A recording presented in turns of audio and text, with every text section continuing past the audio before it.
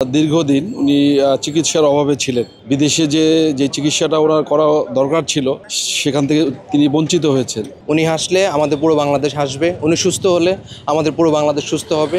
উনি এমন একজন নেত্রী যিনি আমি মনে করি বাংলাদেশের রাজনৈতিক ঐক্যের একজন প্রতীক। উনি হচ্ছেন একটা আমাদের জাতির জন্য একটা ঐক্যের প্রতীক। আমাদের পুরো বাংলাদেশ তাকিয়ে আছে যে সুস্থতায় ম্যাডামের সুস্থতা কামনায় আমরা এক্সপোর্টস অ্যাসোসিয়েশন সেই সুস্থতা কামনায় আমরা এসেছি ম্যাডামকে দেখার জন্য। আমরা সেখানে দোয়া মোনাজাত করেছি এবং ওনার সুস্থতার জন্য দোয়া কামনা করছি। আমরা বিশ্বাস করি উনি হাসলে আমাদের পুরো বাংলাদেশ হাসবে, উনি সুস্থ হলে আমাদের পুরো বাংলাদেশ সুস্থ হবে। এবং আমরা বিশ্বাস করি আজকে জাতির যে একটি অস্বস্তিকর পরিস্থিতি আছে, সামনে ইলেকশন, সব কিছু নিয়ে একমাত্র ওনার সুস্থতাই পারে এই সব কিছু সমাধান করতে। তো আমরা বিশ্বাস করি যে উনি খুব শীঘ্রই সুস্থ হবে। উনি এর চেয়ে বড় অনেক ত্যাগ দীক্ষা করেছে, এর চেয়ে অনেক সংগ্রাম করেছে।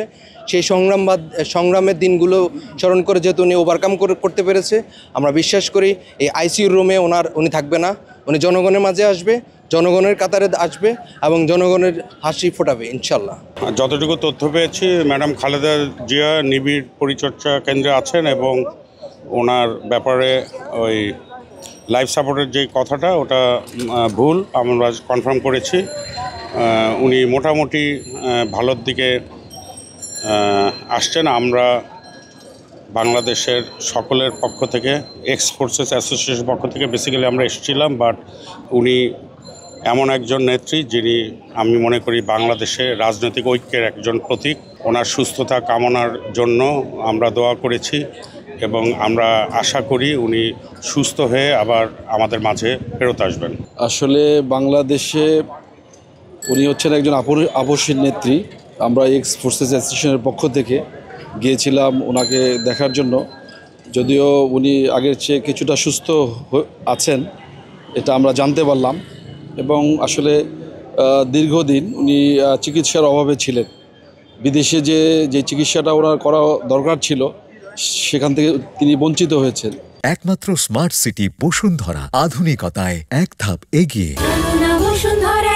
এর ফলে একটা দীর্ঘ মানসিক ওনার চাপ ছিল, শারীরিক অসুস্থতা ছিল। তো সেই ক্ষেত্রে এভার কেয়ার হসপিটাল ভালো, তবে ওনাকে যদি আরও আগে বিদেশে নিয়ে 2-4 বছর আগে যদি বিদেশে নিয়ে চিকিৎসা করলে হয়তো আজকে এই পরিস্থিতির সম্মুখীন আমাদের হতে হতো না। তবে আমরা সবাই ওনার জন্য দোয়া করি। সমস্ত দেশবাসী ওনার এই সুস্থতার জন্য অধীর আগ্রহে অপেক্ষা করছেন এবং উনি আসলে সম্পূর্ণ পুরো জাতির একজন অভিভাবক হিসেবেই সবাই ওনাকে এখন মনে করছেন। তো সেজন্য আমরা সবাই এবং দেশবাসী সবাইকে বলবো যে যাতে উনি তাড়াতাড়ি সুস্থ হয়ে আমাদের মাঝে ফিরে আসেন এবং আমাদের গণতান্ত্রিক ধারাকে উনি নিয়ে যান এবং আমরা ওনার সবার সুস্থতার জন্য দোয়া করি। উনি যখন প্রধানমন্ত্রী ছিলেন তখনই আমি তখন চাকরিতে ছিলাম। আই রিমেম্বার ওনার নি রিপ্লেসমেন্ট হয়েছিল। এছাড়া ওনার তেমন কোনো শারীরিক অসুবিধা ছিল না। কিন্তু আমার ব্যক্তিগত ধারণা যে ওনার শারীরিক এই এত অবনতি, এটা যখন শেখ হাসিনার সময় তাকে বন্দি করে রাখা হয়েছিল এবং ওখানে তাকে মনে করেন যখন ডাক্তার দরকার ছিল ঠিক ওই সময় আনেনি, ডিলে করছে, ওষুধপত্র ঠিকমতো খাওয়া হয়নি, নার্সিং ঠিকমতো হয়নি এবং সেই জন্য বেগম খালেদা জিয়ার শারীরিক এই ধরনের অবস্থার অবনতি হয়েছে। এবং আমরা সবাই দোয়া করছি, জীবন মৃত্যু ফয়সালা আল্লাহর হাতে। তো কাজেই আসলে আমাদের উচিত সবার ওনার জন্য দোয়া করা, আল্লাহ যেন ওনার জন্য সহজ করে দেন। এবং উনি হচ্ছেন একটা আমাদের কোনো নির্দিষ্ট দলের নয়, আমাদের জাতির জন্য একটা ঐক্যের প্রতীক।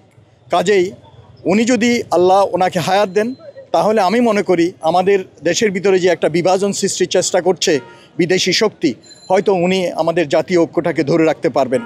এবং আমাদের ওনার জন্য বেশি বেশি করে দোয়া করা উচিত। এবং ওনার জন্য যে ভালোবাসা, এটা আমরা বেশি করে বুঝতে পারছি এই সময়ে ওনার অসুস্থতার সময় পুরো দেশব্যাপী গ্রামে গঞ্জে মসজিদে এবং ইভেন কি আজকে প্রেস ক্লাবের ওখানে আমি দেখলাম ওনার জন্য দোয়া করা হচ্ছে। তো আল্লাহ এই বাংলাদেশের আপামর জনসাধারণের দোয়াকে কবুল করুন এবং ওনার জন্য যেটা ভালো আল্লাহ যেন ওইটাই করেন এবং ওনাকে যেন সুস্থতা দান করেন, শেফা দান করেন, আমরা সেটাই দোয়া করছি।